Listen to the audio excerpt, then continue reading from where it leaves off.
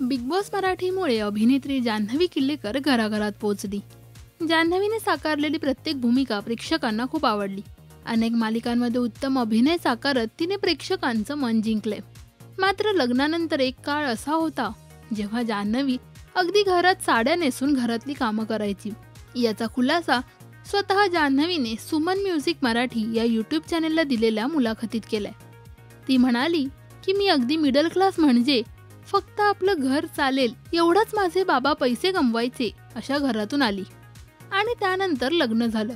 लग्न झाल्यानंतर मलाही असंच वाटलं होतं की झालं आता आपल्याला चूल आणि मूल एवढंच आयुष्यभर करायचंय. लग्नानंतरही मी चाळीत राहत होते.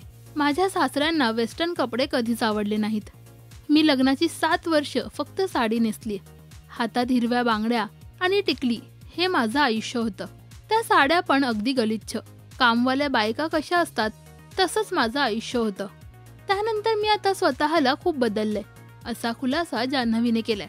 दरम्यान मेंदूत रक्ताच्या गाठी झाल्यामुळे आपण आपल्या मुलाचं बालपणच विसरल्याचा खुलासा सुद्धा जान्हवीने केला होता.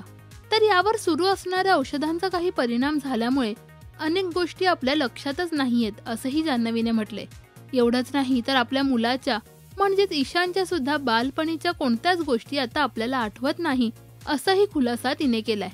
दरम्यान सध्या जान्हवी स्टार प्रवाहावरील अबोली या मालिकेत इन्स्पेक्टर दीपशिखा भोसले पाटील ही भूमिका साकारते. मालिकेतील जान्हवीची ही भूमिका तुम्हाला आवडते का हे आम्हाला कमेंट्समध्ये नक्की सांगा. मराठी टेलिव्हिजन विश्वातील बातम्या, अपडेट्स आणि गॉसिपसाठी सबस्क्राईब करा राजश्री मराठी शोबज.